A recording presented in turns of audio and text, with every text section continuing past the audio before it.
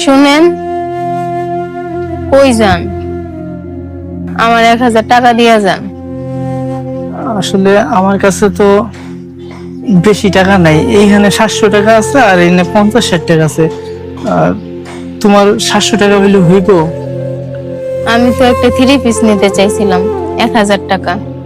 ও তোমরা এখানে? ভাইয়া তোমার না কইছিলাম আমার এক জোড়া জুতা লাগবো। ভাই আমার কাছে তো তেমন টাকা পয়সা নাই, তোর ভাবি একটা 3 পিস কিনবো, ওই টাকাই দিতে পারতাছি না, লাগবো 1000, এখানে আছে 700 টাকা।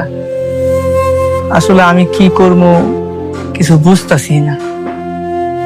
আপনি এক কাম করেন, টাকাগুলি আমারে দেন। নে শফিক, টাকাটি তুই রাখ।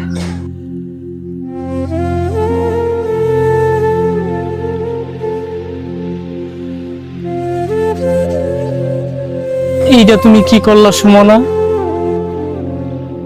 তুমি না কইলা তোমার 3 পিস পছন্দ হয়েছে, তুমি 3 পিস কিনবা, আর তুমি টাকাটা শফিকরে দিয়ে দিলা।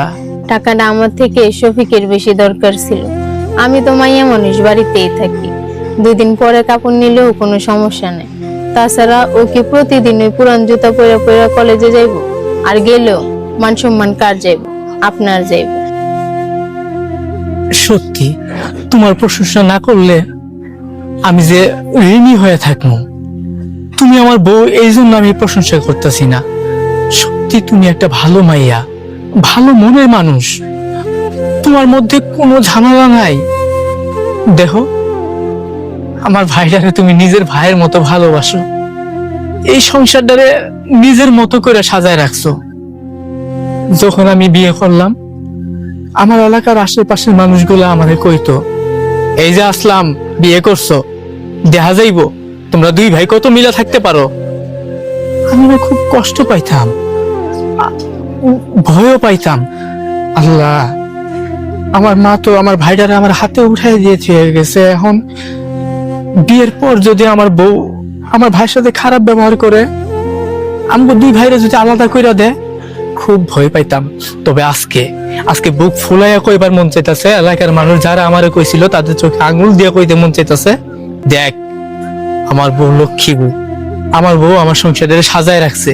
আমরা 2 ভাই এখনো এক আছি, ভালোবাসা কমবো তো দূরের কথা, আগের থেকে আরো বাইরে গেছে। এই কথাগুলা সাহস খালি না, একমাত্র তুমি আমারে দিছ। সত্যি তুমি আমার সংসারটারে জান্নাতের বাগান বানায় রাখছো। এইভাবেই ভালোবাসো সারা জীবন, আমাকে পাশে এইভাবেই থাইকো। যদি আমার জন্য কোনো সময় তুমি কষ্টও পাও, সব ভুইলা তুমি আমার সাথেই থাইকো। আমি তোমারে সারা জীবন সুখে রাখবো। তুমি খালি আমার পরিবারটারে এইভাবে সাজায় রেখো।